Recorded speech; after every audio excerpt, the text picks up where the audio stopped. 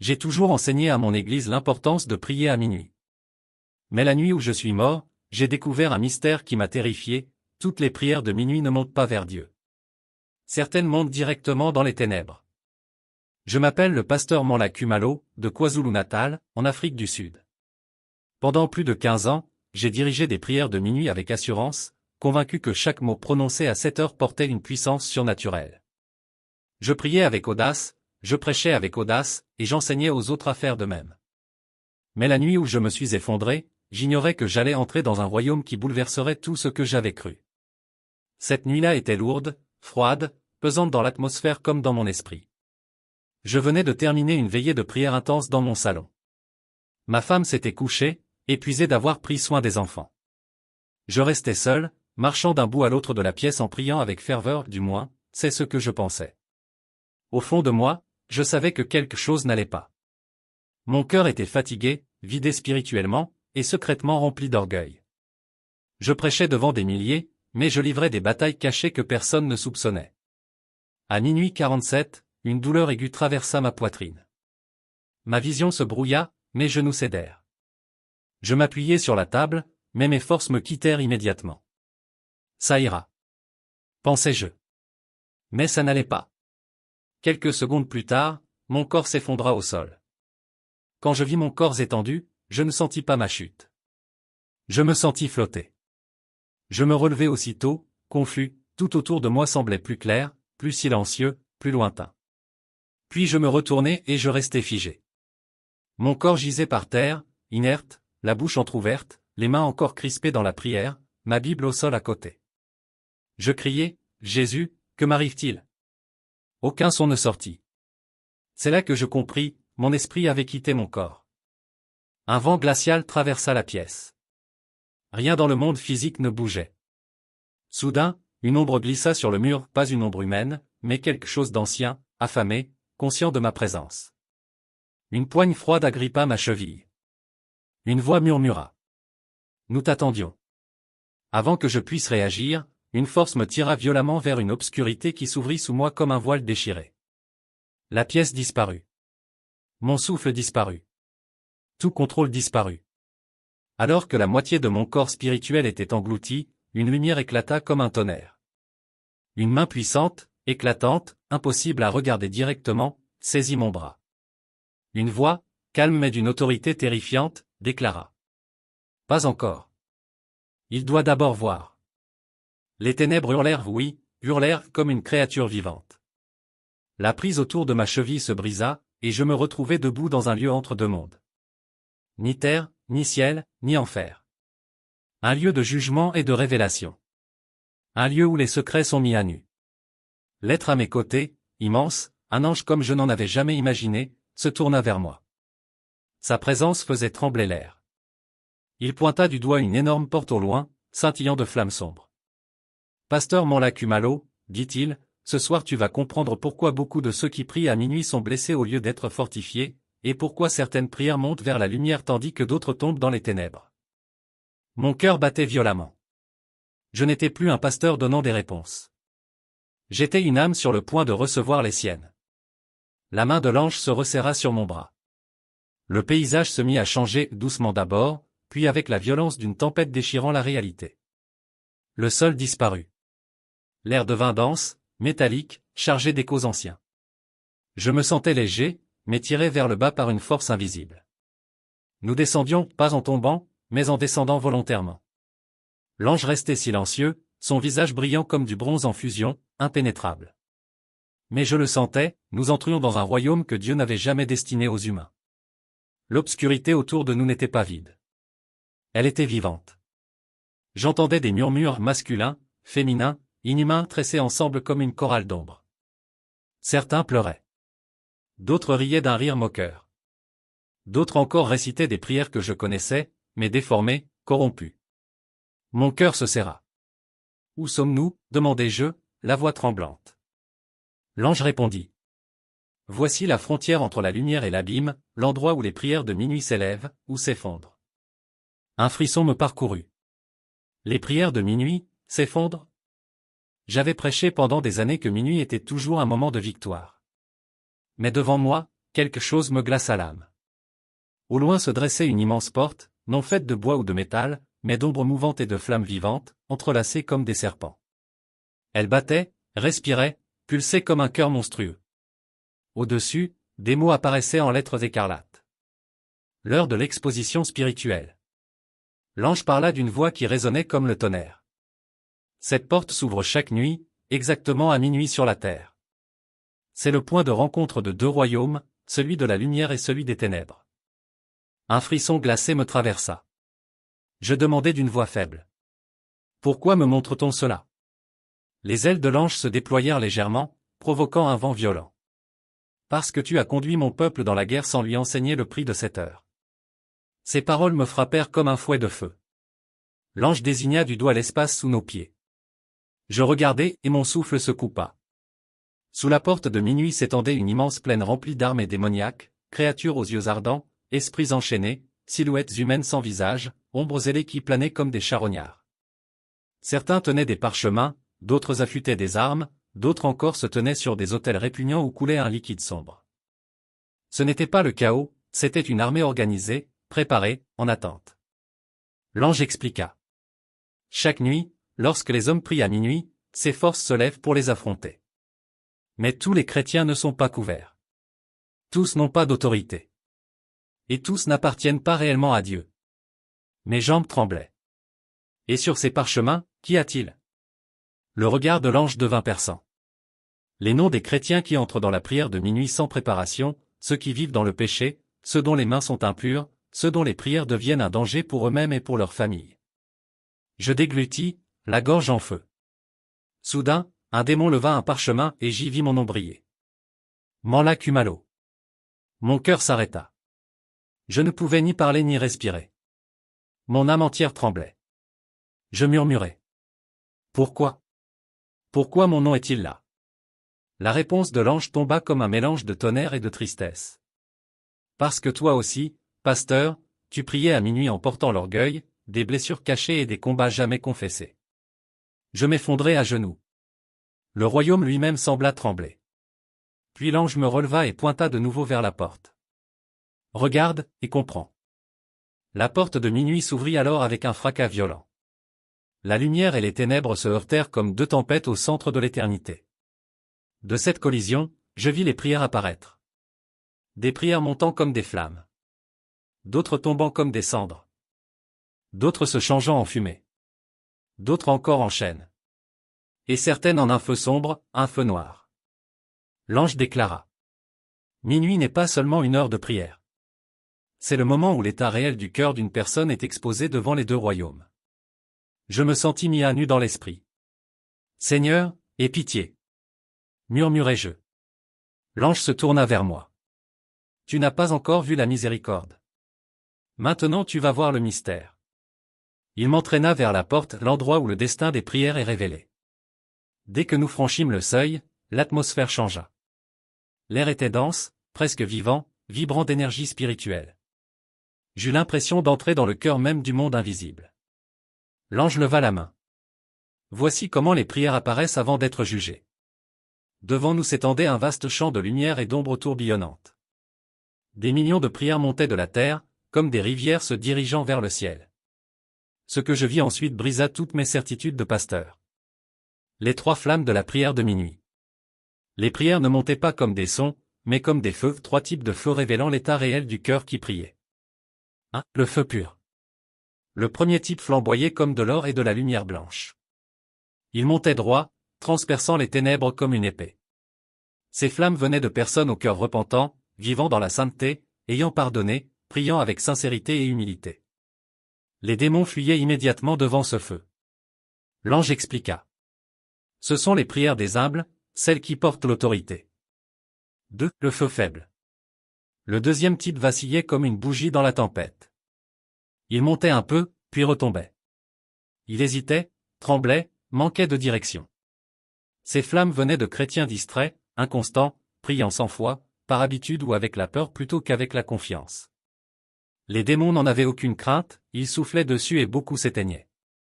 L'ange dit. Ce sont les prières des cœurs hésitants. Elles montent et retombent parce que le cœur est instable. 3. Le feu sombre.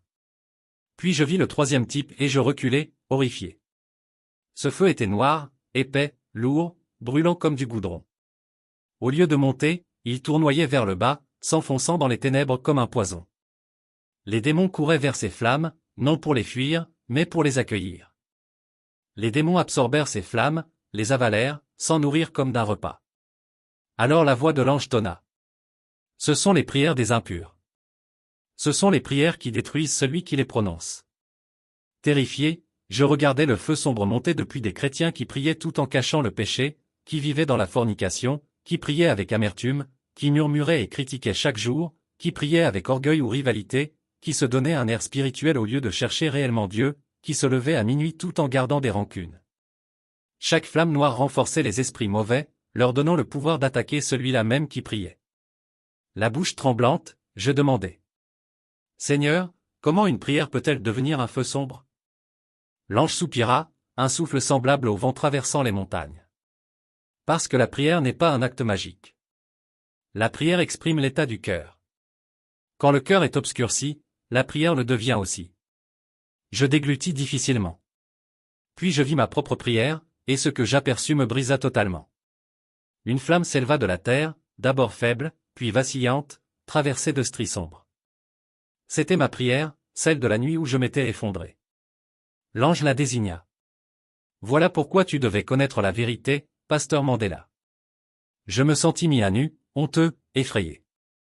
Comment est-ce possible, murmurai-je. L'ange répondit. Ta voix était puissante, mais ton cœur était blessé. Tes paroles semblaient fortes, mais ton esprit saignait de fierté et d'épuisement. Ta prière s'est élevée, mêlée d'impureté, et ce qui est mélangé devient dangereux. Je baissai la tête, accablé.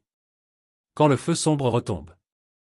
Soudain, les flammes sombres redescendirent, tombant vers la terre telles des météores brûlants. Elles se déversèrent dans les foyers des croyants, dans des familles, dans des enfants, dans des mariages, dans les finances, dans les pensées de ceux qui priaient. Chaque retombée provoquait un choc spirituel destructeur. Je suffoquais. Pourquoi les croyants ignorent-ils cela? Les yeux enflammés, l'ange répondit. Parce qu'on leur a appris à prier avec leurs lèvres, mais pas avec leur vie. Le mystère des prières qui se retournent contre eux. Ce que je vis ensuite me terrifia encore davantage. L'ange déclara. Maintenant tu vas comprendre pourquoi certains qui prient à minuit subissent des attaques, des cauchemars, de l'insomnie et un terrible contre-coup spirituel. Voici le mystère des prières qui se retournent contre eux. Il étendit la main, et un autre monde s'ouvrit devant nous. La lumière diminua, et je fus aspiré dans un lieu plus sombre, plus lourd, plus douloureux que tout ce que j'avais vu. Ce n'était ni l'enfer ni le ciel. C'était le lieu des prières inachevées, un espace où le ciel garde les supplications que les hommes n'ont jamais terminées, les combats qu'ils ont abandonnés, les cris qu'ils ont eus. En entrant, l'air devint presque irrespirable. La chambre s'étendait à perte de vue, remplie de milliers de bulles lumineuses. Certaines brillaient, d'autres vacillaient, d'autres encore étaient presque éteintes. Jésus marchait à mes côtés, le visage grave. Ma fille, dit-il doucement, cet endroit contient les prières de mon peuple. Pas celles qu'ils ont terminées, mais celles qu'ils ont commencées sans aller jusqu'au bout. Celles que leur cœur ressentait, mais que leur bouche n'a jamais achevées. Les batailles qu'ils ont laissé l'ennemi interrompre. Stupéfait, j'observais. Les bulles les plus proches palpitaient comme des cœurs. Qu'est-ce que c'est, chuchotai-je. Jésus tendit la main vers une bulle faible. À l'intérieur, je vis une jeune femme à genoux. Elle tentait de prier, mais son téléphone vibrait sans cesse. Elle le prit, fit défiler l'écran quelques secondes, puis se promit de reprendre plus tard. La bulle s'éteignit presque. Une percée arrivait, dit Jésus, mais la distraction la lui a volé. Cette prière n'a jamais été achevée. Mon cœur se serra. Nous arrivâmes ensuite devant une section différente, irradiant d'une lumière triste. Ces bulles pulsaient comme des cœurs blessés. Et celles-ci, demandai-je. Elles appartiennent à ceux qui ne prient que lorsqu'ils ont peur, dit Jésus, mais m'abandonnent dès que la peur disparaît. Leurs prières ne sont pas nées de l'amour, seulement de la panique. Une bulle capta mon attention. Elle tremblait, comme si elle luttait pour rester vivante. Je m'approchai, et je restai figé. À l'intérieur, c'était moi. Je me vis, des années plus tôt, en train de supplier Dieu de m'utiliser. Seigneur, envoie-moi où tu veux. Puis je vis ma peur surgir, peur du rejet, d'être mal compris, d'être ridiculisé. Je me rappelais m'être arrêté brusquement et murmurer. Peut-être pas maintenant, Seigneur. La bulle se fissura légèrement. Jésus me regarda. Tu m'as demandé mon feu, mais la peur t'a fait fuir avant que ta prière n'arrive à son terme. Le ciel l'a enregistrée, mais elle n'a jamais atteint toute sa puissance. Les larmes coulaient sur mon visage. Pardonne-moi, Seigneur. Je ne savais pas. Il posa doucement sa main sur mon épaule. C'est pour cela que tu vois tout cela, Ruth. Beaucoup de croyants commencent des prières qu'ils ne sont pas prêts à achever. Leurs anges attendent, mais rien ne vient. Leur destinée est mise en pause, parce qu'eux-mêmes se sont arrêtés. Il me montra alors les bulles les plus lumineuses de la chambre, éclatantes comme des soleils. Celles-ci, dit-il, sont les prières faites avec foi, persévérance et abandon. Ce sont elles qui changent des nations, qui déplacent les montagnes. Elles ne sont pas conservées pour être admirées, mais pour être accomplies. J'observais, émerveillé, l'une de ces bulles monter comme une étoile filante vers le ciel. Celle-là, expliqua Jésus, vient d'une mère qui prie chaque nuit pour ses enfants. Pas une fois, pas deux fois, mais fidèlement. Ces prières sont irrésistibles.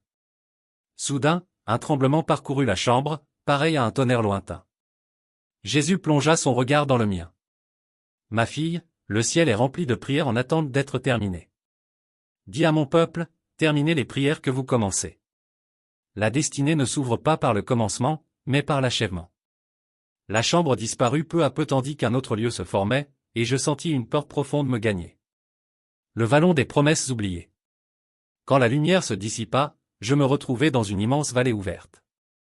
Le sol était fissuré, comme un terrain autrefois rempli d'eau mais abandonné depuis longtemps. Un vent froid soufflait, portant des murmures faibles, des voix épuisées, presque éteintes.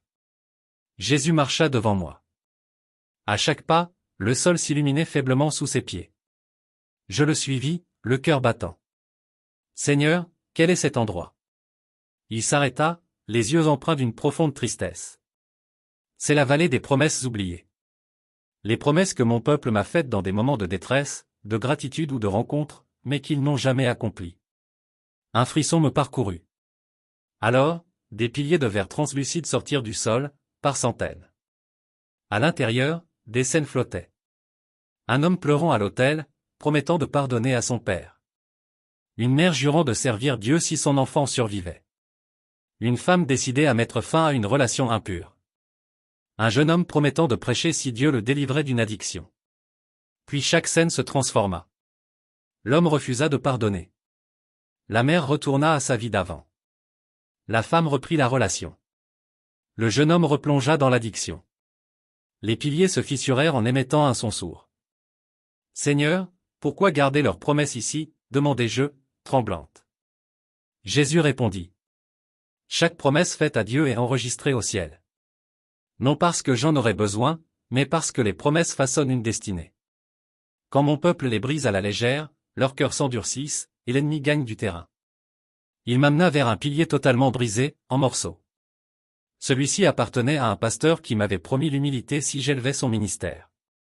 Mais quand la renommée est venue, l'orgueil est entré. Il a oublié son vœu, et son chandelier a été retiré. La peur me serra la poitrine. Puis Jésus s'arrêta devant un pilier encore debout, mais terne. Mon cœur se brisa en voyant mon propre visage à l'intérieur. Je me revis, des années auparavant, en retraite de prière, les larmes coulant, les mains levées. Seigneur, si tu guéris ma mère, je te consacrerai ma vie entièrement. Jésus l'avait guérie.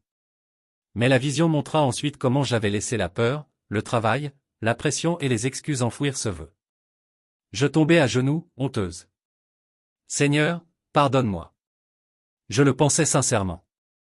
Jésus s'agenouilla à mes côtés, avec une compassion profonde. Je le sais, Ruth.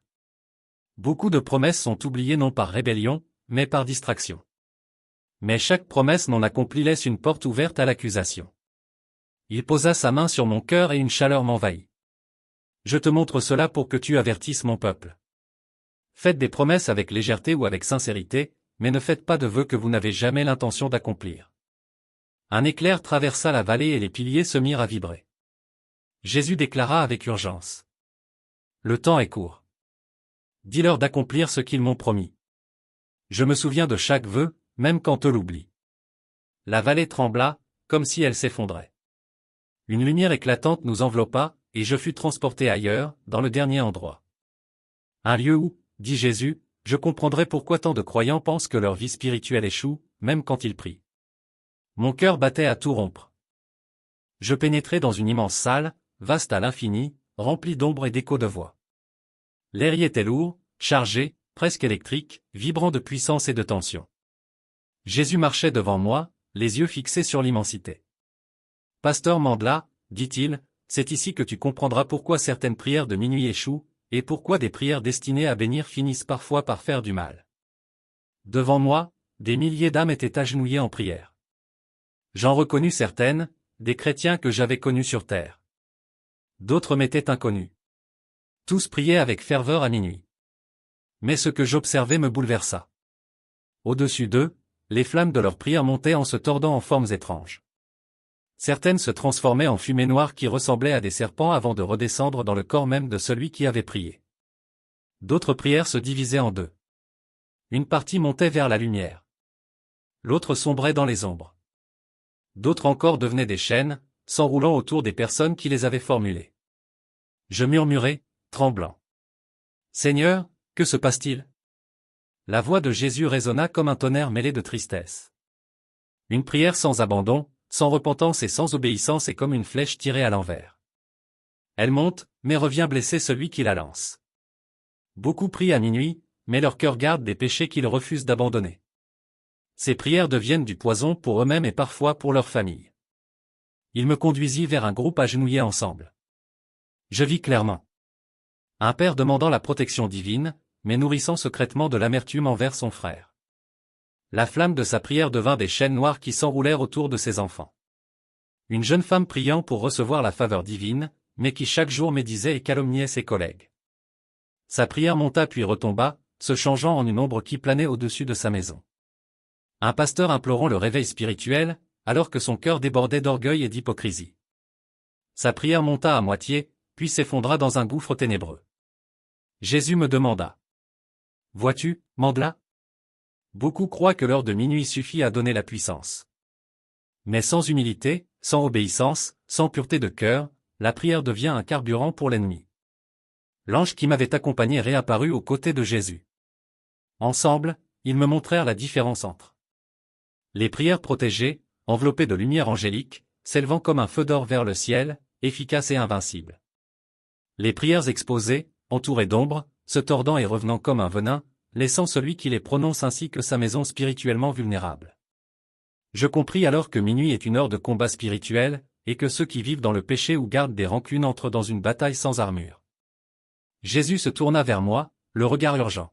« Pasteur Mandla, dis à mon peuple. L'heure de minuit est sainte, mais dangereuse pour ceux qui ne sont pas prêts. Ne priez pas pour être vus. Ne priez pas par habitude. Priez pour être transformés. Priez dans l'obéissance. Priez avec un cœur entièrement soumis. Sinon, vos prières peuvent bénir les autres, mais maudire votre propre maison. » Mes genoux devinrent faibles. La grande salle se mit à trembler, les ombres tourbillonnant de plus en plus vite. On aurait dit que la salle elle-même réagissait aux prières qui montaient et retombaient. Je tombai face contre terre. « Seigneur, montre-moi comment les avertir. » Jésus posa sa main sur mon épaule. « Tu retourneras et parleras avec assurance. Mon peuple doit savoir que la puissance de minuit n'est réelle que dans les cœurs totalement abandonnés. » Une chaleur intense me traversa alors que la salle disparaissait. La lumière m'enveloppa comme un cocon de feu et de vent. Je sentis mon esprit attiré vers le haut, puis brusquement ramené dans mon corps. Quand j'ouvris les yeux, tout était flou, imprégné d'une lumière blanche. L'odeur stérile d'une chambre d'hôpital envahit mes sens. Ma poitrine se soulevait difficilement, les machines bipaient sans relâche. Ma femme criait, entre panique et soulagement. Les médecins s'activaient autour de moi, mon corps avait été cliniquement mort pendant plusieurs minutes. Je regardais mes mains tremblantes. La Bible que je tenais durant ma veillée de prière était au sol, près du lit.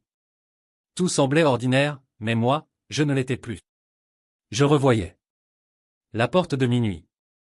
Le feu impur. La salle des prières retournée contre leurs auteurs. La vallée des promesses oubliées. Je savais, sans aucun doute, que j'avais vu les batailles spirituelles invisibles liées à la prière de minuit. Des larmes glissèrent sur mes joues tandis que je murmurais, du plus profond de mon âme. Seigneur, permets-moi d'avertir ton peuple. Donne-moi de leur enseigner ce que j'ai vu. L'hôpital était réel. Les médecins étaient réels. Ma femme était réelle. Mais la vérité de la prière de minuit brûlait dans mon esprit comme un feu. Je revenais à la vie avec une mission. Un fardeau. Un avertissement plus lourd que tout ce que j'avais jamais prêché. Une fois que j'ai repris pleinement conscience, j'ai rassemblé mes forces et j'ai commencé à parler à ma femme, à mon équipe, et à tous ceux qui voulaient m'entendre. Je leur ai raconté ce que j'avais vu. Je disais d'une voix encore tremblante, la prière de minuit est puissante, mais seulement lorsqu'elle s'élève d'un cœur totalement abandonné à Dieu. Ceux qui prient tout en vivant dans le péché, dans l'orgueil ou dans le ressentiment se mettent en danger spirituellement. Leurs prières montent, mais certaines reviennent sous forme de chaînes qui blessent leur propre famille. D'autres deviennent une énergie que l'ennemi utilise, plutôt qu'un feu consacré à Dieu. J'ai averti des dangers cachés que beaucoup de chrétiens ignorent. Les péchés secrets qui déforment leur prière en armes spirituelles contre eux-mêmes. Le manque de pardon et l'amertume qui empêchent les percées. Les promesses brisées faites à Dieu qui ouvrent des portes aux attaques. L'orgueil et l'hypocrisie qui annulent la puissance de leur prière. J'expliquais que la prière de minuit n'est pas seulement un moment, c'est un champ de bataille spirituelle.